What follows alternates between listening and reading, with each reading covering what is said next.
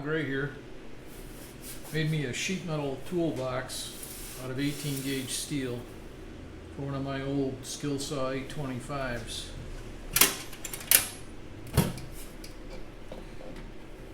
It's got storage for the saw, extra blades, a cord pocket, and an accessory pocket for the wrench and a spare bolt.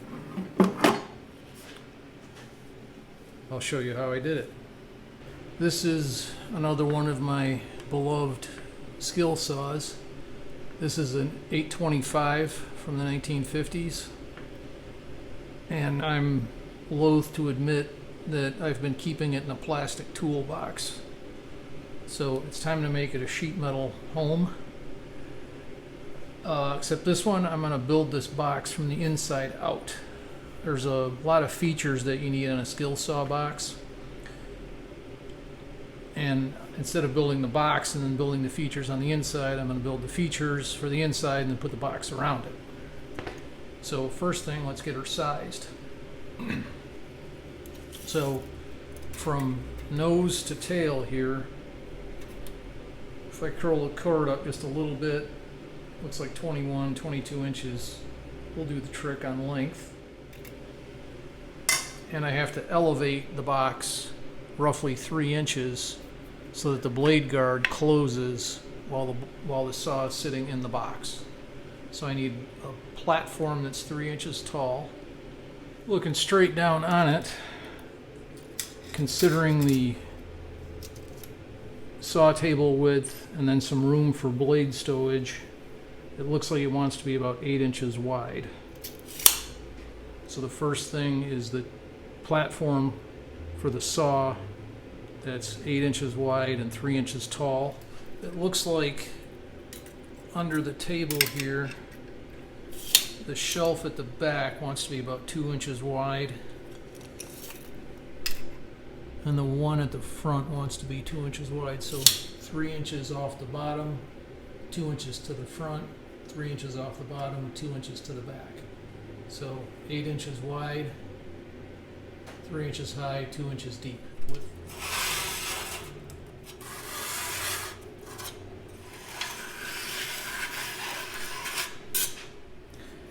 This gauge is up at 20, so that's plenty strong enough for the interior pieces. So here it is all marked out in green there. So front, back, 3 inch rise, 3 inch rise, 2 inch shelf, 2 inch shelf, flanges all the way around to mount it.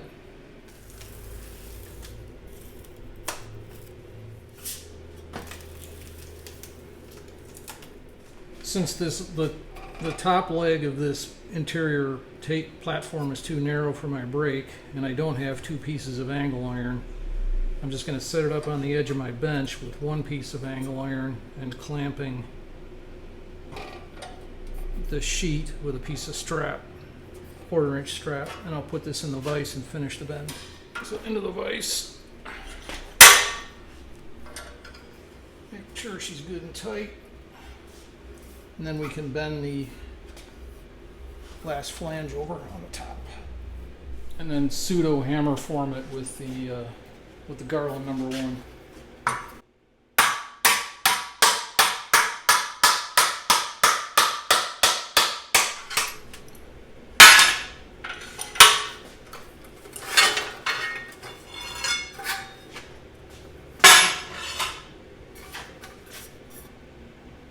Viola.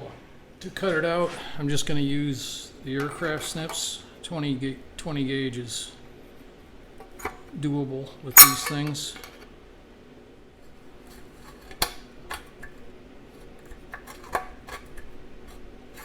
And to finish the flange bends, I'm just going to use my little hobby vise here.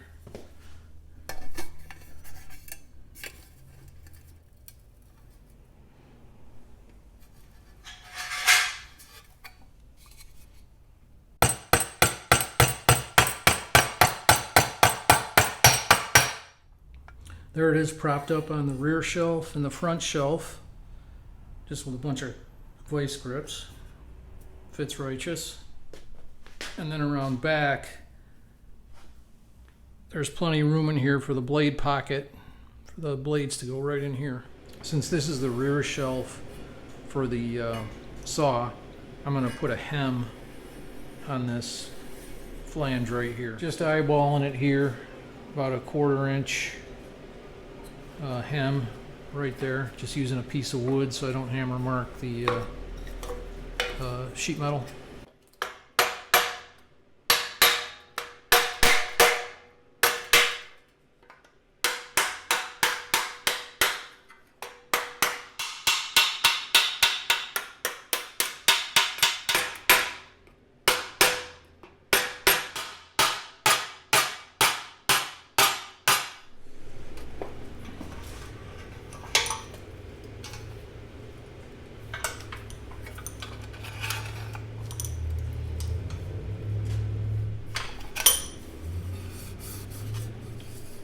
Okay, here we are around the other side. There's a nice little hem we just put on.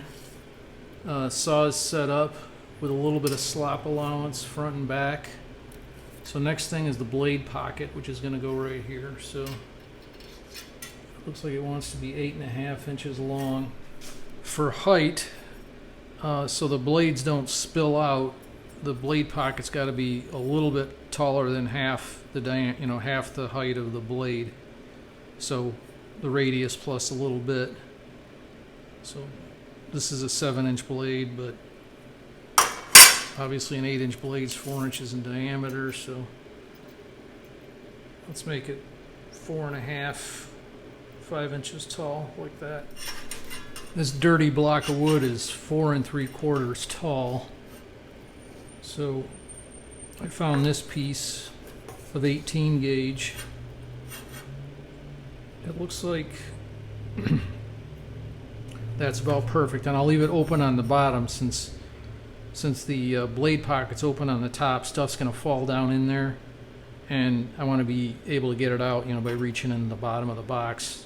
So for the blade pocket, I'm going to cut this piece like this, and to arrive at that, I just used the grade school art class. Fold a piece of paper in half and scribe a line and cut it. And then these are going to be flanges that'll weld to the shelf ends.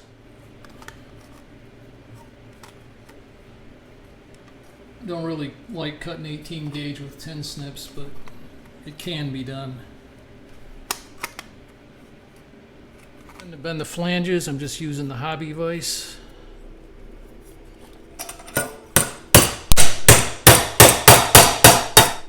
There it is. But I'm going to add a little crease in the bottom just to stiffen it up a little bit when it's in the box. So I'm just going to take the Sharpie and scribe a little line on here like that. And then fold it a little bit in the vise on that line.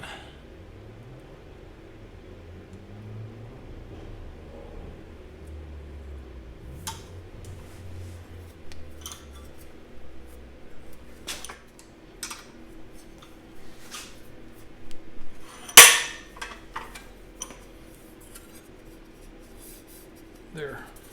Now it's nice and stiff. Just that little bit, that little flare really stiffened it up. And there it is installed, if you can see past the clamps. So here's the setup.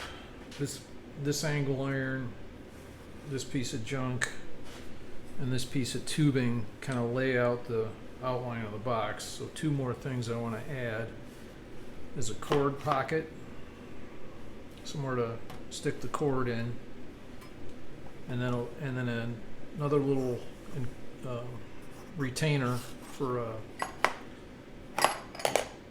whatever plastic container to hold stuff like the wrench and a spare bolt and other little accessories that you end up carrying. And it looks like the cord pocket wants to be about 3 by 3 by about 5 deep, and it'll be open on the bottom again, so in case stuff falls on the top you can get it out easily.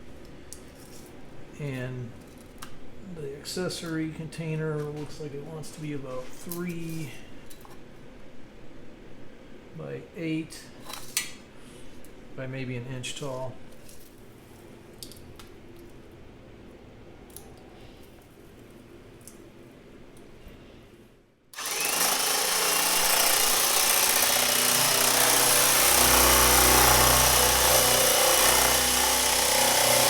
Perspective, you can kind of see everything. So here's the saw shelf, here's the blade pocket, here's the accessory pocket that will hold my little leftover container, and there's the cord pocket. So now I'm gonna clean up all of these interior pieces and sand the edges and smooth them out and dress them up. I'm gonna punch a bunch of plug weld holes and all these pieces while they're loose, just using my Roper Whitney 3/16 hole punch.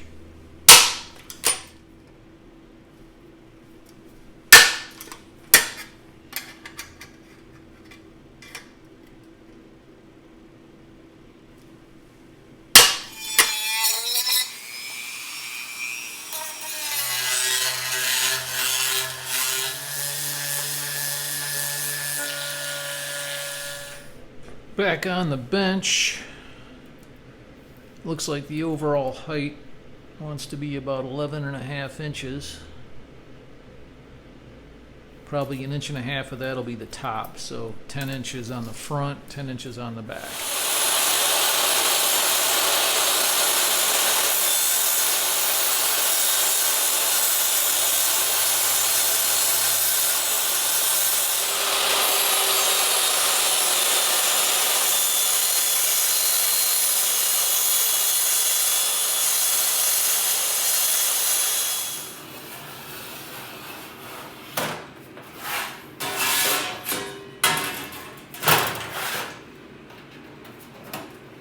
Before I start folding the box and lid, I'm going to sand the inside surfaces. A lot easier to sand when it's flat. I'm just using 40 grit on my old Porter cable speed block.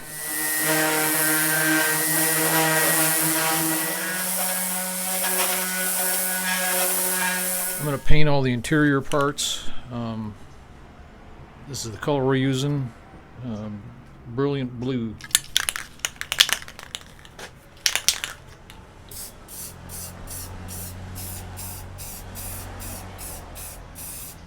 The interior parts all nicely painted blue.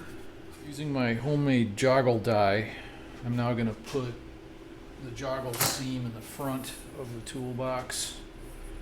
The way this works is the inside goes that way. So that's the surface I sanded. And be very careful to align it. Make sure I got the sheet square.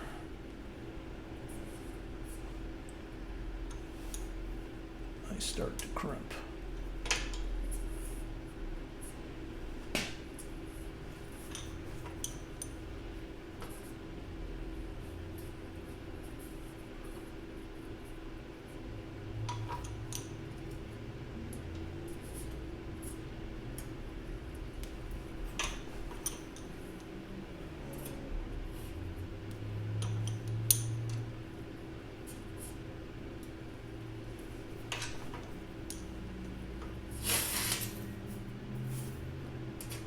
Doing okay, so I'm going to keep going.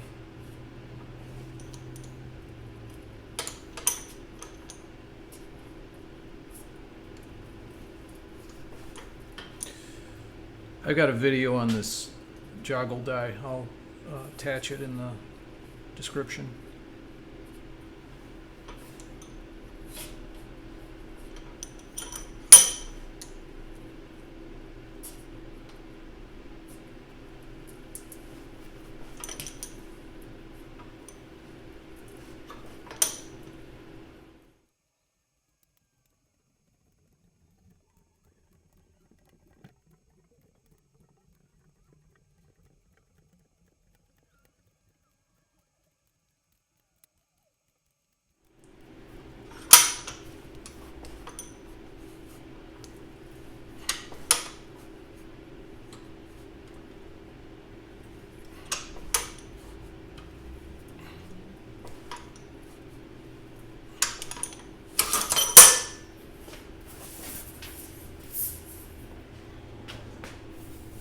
The first thing I'm going to fold is the lid, because that will establish how much apron I have on the front and back of the lid, which then allows me to set up the height I need for the sides, the exact height I need for the sides. So the inside of the box has to be 8 inches to accommodate the saw shelves. So 8-inch ID. So I'm going to mark the center of this sheet, which is 5 3/4.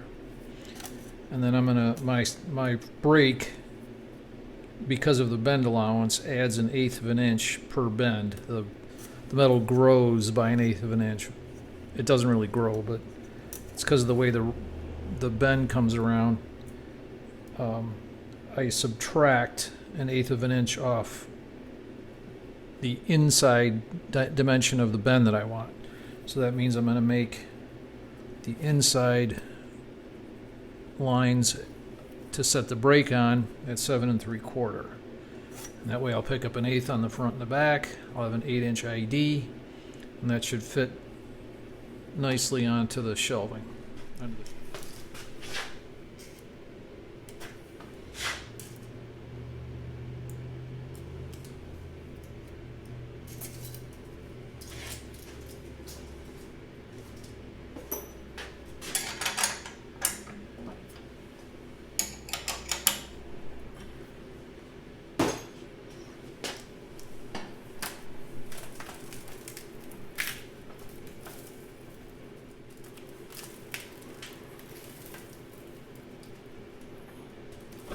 And there's the result.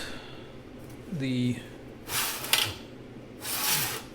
inside dimension of the lid, which is the same as the inside dimension of the box, fits the shelf pieces nice and snugly. Okay, to figure out the front and back heights of the box, saw is sitting on the surface of the weld table. Here's the shelf that the saw will sit on inside the box, sitting on the same surface. So to get from the top of the handle to the bottom of the box, it wants to be 11 3/4. Maybe a wee bit more, call it 12 for the overall height of the box. To get the mark for the fold, the lid is going to go into the joggle joint like that, and on the back it goes on top of the hinge barrel. This is the hinge I'm going to use. It's just a piano hinge from McMaster. It's got a 3/16 barrel on it. So on the back it sits on, the lid sits on there, on the front it sits in the joggle. So I'm going to measure 11 1/4 plus a little bit, set my mark for bending the front, and then 7 3/4 over to for the bend to the back. That way the bottom will be 8 inches inside, and my front and back will be a little bit more than 11 1/4. That gives me a box that's about 1 foot deep.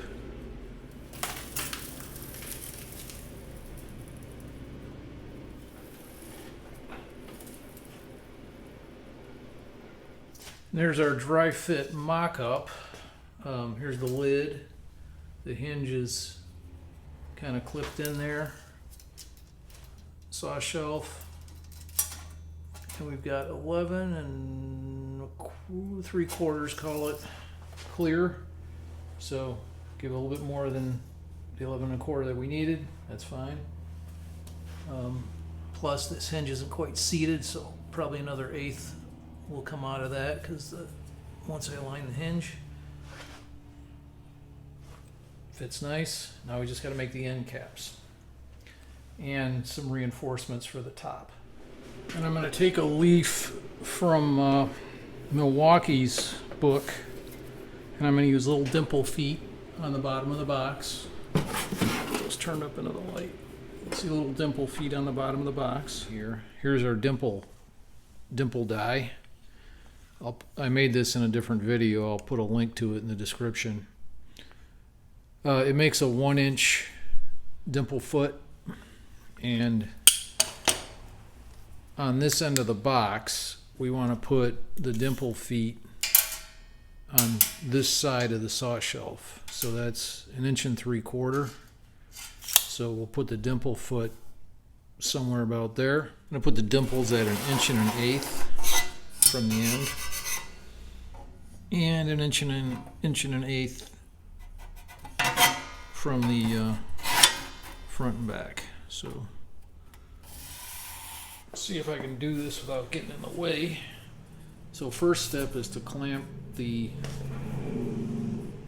dimple die, aligning the center of the dimple hole with the desired location. Gingerly feed it into the vise.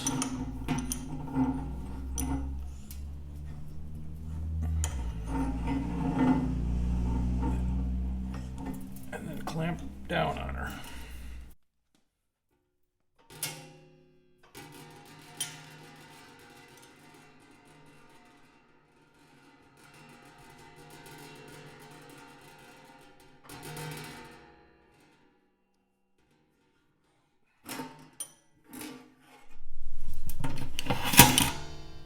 And you get a nice dimple. And there's the results. 2 dimple feet there, 2 down there, with enough room on the outside here to put the flange from the side. And there's the inside. Dimple there, dimple there, dimple there, dimple there. Next is the top reinforcements. So here's the piano hinge. And when it gets installed, it's going to go like that. And I want to reinforce the top this way so it doesn't oil can and makes this box very strong. So I marked out kind of 2 no-fly zones here where the handle's going to come up, depending on which way the lid goes, but the handle's going to come up here. And then I'm just going to take a couple of strips of 18 gauge that are narrow enough to miss the hinge and run them across the box this way. So I got one kind of trimmed up, and now I'll do the other one with the old Wiss aircraft shears.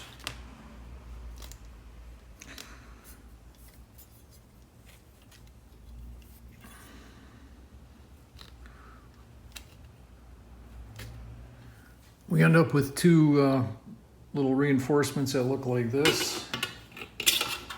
And they get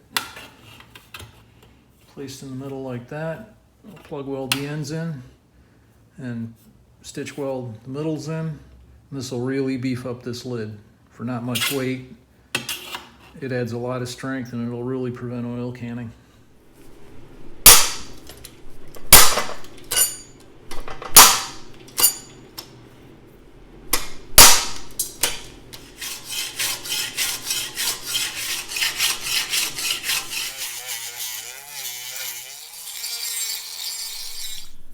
And there's the top reinforcements, all hole punched and smoothed off. Next I'm going to do the end caps for the lid. And looks like they want to be, call it 9 by 2.5 with enough allowance for flanges on the front and back and top. So this piece right here will just about do it.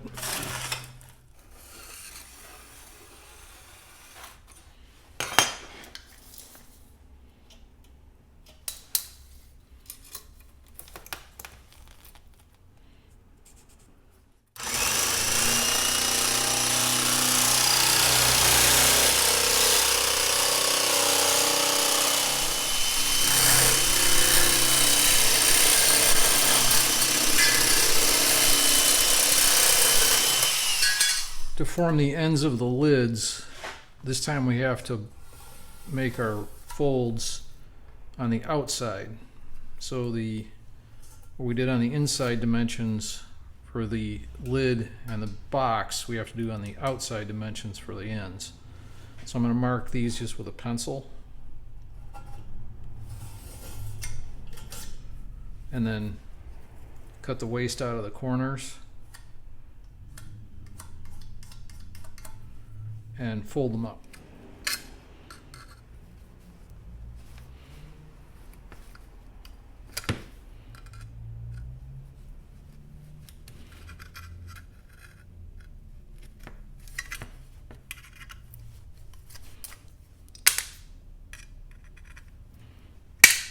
I overcut that a little bit. I'll have to weld that up when we assemble the lid. No great tragedy.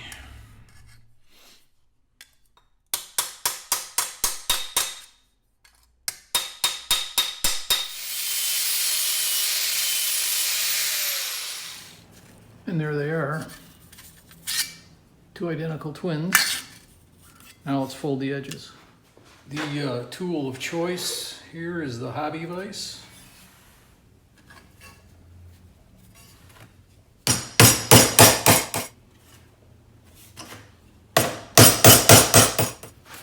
This is just ever so narrow here. It's a wee bit, but there's a trick you can use to fix that. It's pretty simple. Just when you clamp in your whatever you're using, I'm using a vise here. I'm just gonna lift this out of the vise jaws, maybe a 32nd of an inch. Reef it down and then just kind of pound the bend in it. It'll walk the bend that way and walk the plate length that way. So it makes it longer. It's not really longer, you're just moving the material around a little bit. For this, I've just got a piece of angle iron and a piece of strap, and I laid the top edge of the strap right on the fold line. I'm just gonna pound it on over.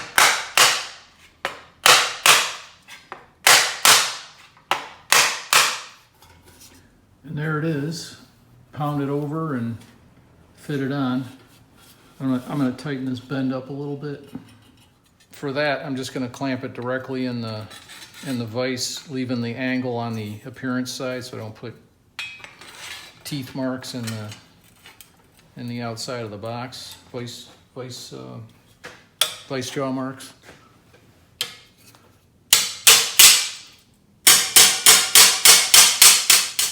There it is. Okay, there's the dry fit up of the lid. Looks pretty good. So now I'm just gonna sand it and trim up, smooth out all the edges and just make it look nice on both sides. And then I'll punch it for plug welds, because I'm gonna plug weld it from the outside. Here's the end of our bottom, or the bottom of the box, and here's the one of the end caps from the lid, and it fits on there pretty nicely. So we just need to mimic this width, these flanges, on a piece that's about 11 inches tall.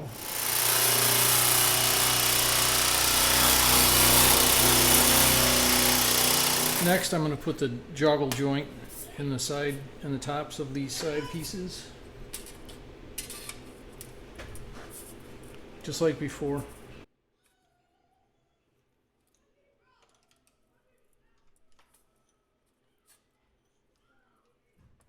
Similar to the lid, I'm going to set back 1/2 inch for the flanges, and then I'm going to cut out the corner waste. And then up here, I'm going to cut like a little funky joggle at the top, cutting the waste out.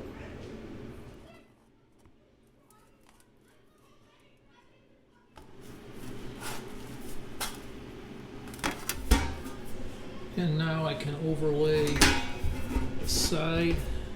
the box on the side and get inside of my pencil line.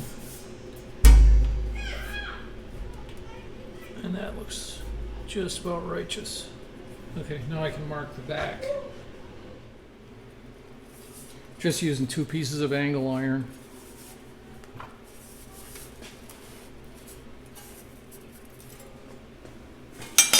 and a chunk of plywood.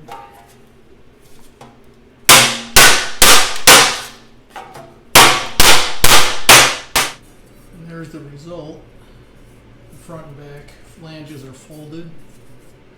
I think I'm going to do the other side before I fold up the bottom flange. So here's the two sides, opposite hand twins of each other. To fold the bottoms of the sides, I've got the side panel installed, dry fit, and then I put the saw shelf in dry fit. And what I want to do is I want to match this corner, the joggle joint on the side and the joggle joint on the top, you know, dead on, or as close as I can get it. And then I'm going to rotate it around.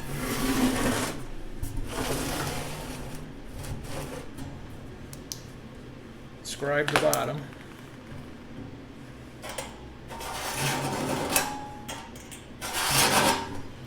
And fold it right along the scribe line. Because of the relief cuts on the front and back, I don't need a box break to make this bend.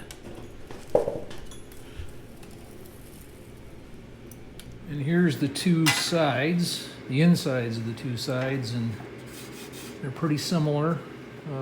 Flanges are the same height, same width. Now I'm going to sand them up and smooth them out and hole punch them for plug welding.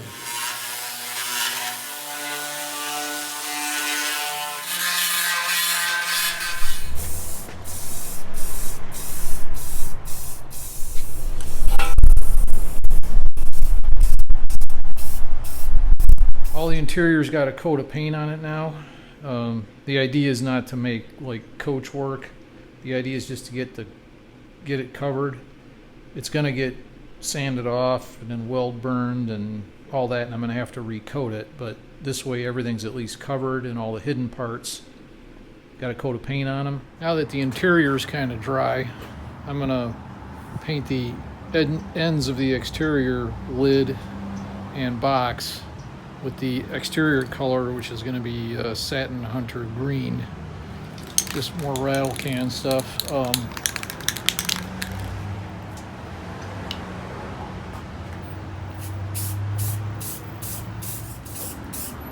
right, time to start assembly. First thing I'm going to do is I'm going to mark all the locations for the plug welds on the end shelf here, and then just removing the paint just with a little Dremel cup brush. Just knock a little bit of the paint off.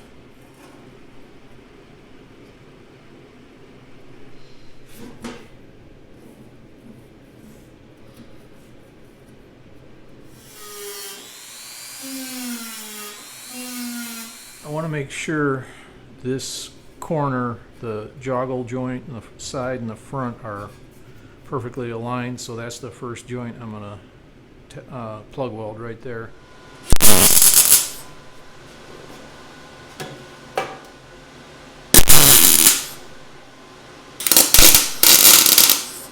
Now I want to make sure the bottom is tight, so I flipped it upside down and I'm going to weld there. So I'll have a weld there, weld on the inside, you can see the penetration, and a weld there. Those 3 points will set up the rest of the box. The next most important joint is the other end of the front to side interface here. So this joggle joint also needs to be even, so I'm going to line that up and tack it there. Next, the most important thing is to make sure the box is square and plumb and level, so it's sitting on a relatively flat surface on a weld table, and it's on its dimple feet, and it's not rocking. So nice and square, doesn't rock. So the next most important weld is that one. Handheld shot here. There's the shelf welded in, and now I'm going to grind these welds before I put in any more interior pieces. And all the interior pieces are welded in. blade pocket, saw shelf, cord pocket, accessory pocket. Looks ugly with all the burn marks and ground off welds and soot. So I'm going to clean all that up and I'm going to weld the top together. I'm just going to dry fit the end caps like so. And then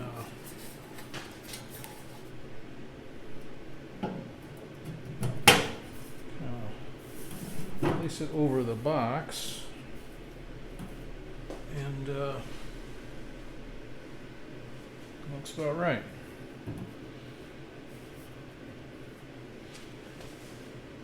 Okay, so now I'll tack on or plug weld on the end caps and the reinforcements on the inside.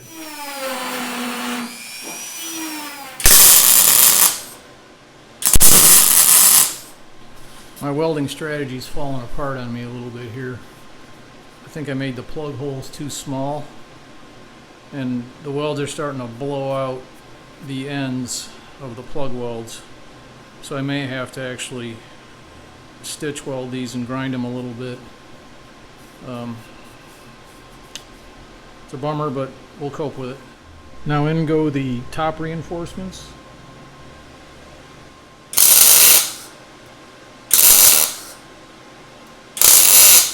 Voila! So there it all is in one piece, all welded up. Interior pieces are all in. Now it's time for grinding, and more grinding. But before I do that, I'm going to mount hardware. There's the hinge. I attached it to the lid, and there's a little gap here and a little gap here. So I'm going to cut a little hinge relief in the box to just drop the rear side of the lid down a little bit, close up those gaps. I'll just do that with aircraft snips.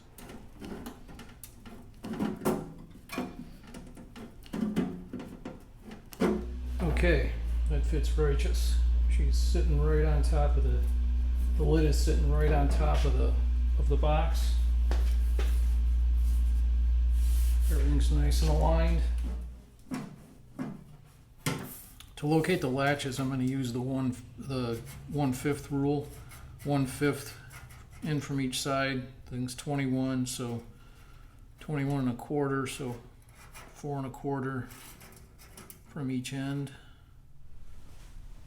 Okay, to adjust the latch, to install the latches, I installed the tops on the lid, and the bottoms are just hanging. So what I'm going to do is I'm going to adjust the lid until this seam looks righteous, and then I'll mark the holes and attach the bottoms of the latches.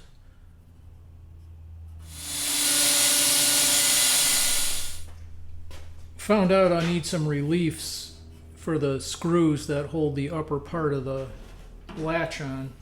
So I'm just going to take my dimple die, put it over the joggle joint, like so.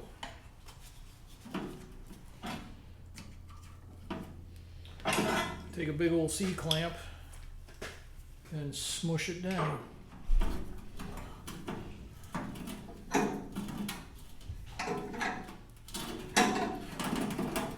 And then just tune it up with a hammer and dolly.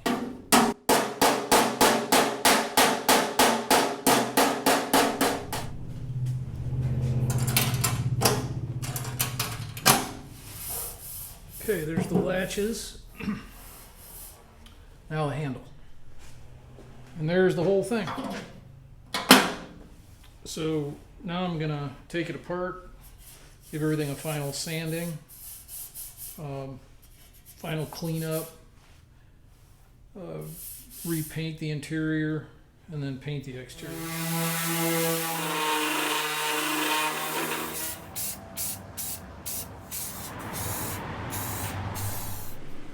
For the finished hardware, I'm using these number 6 low head socket head screws. sort of look like a rivet in a way.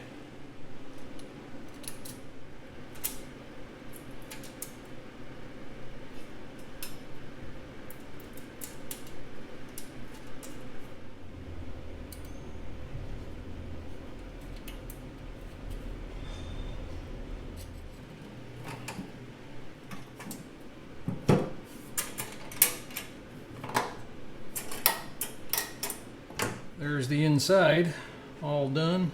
And there it is with its new resident, all moved in. Cord pocket, blade pocket, little accessory container for the wrench and an extra bolt. Just added a little piece of sticky back felt that just touches the handle. Keep everything in place.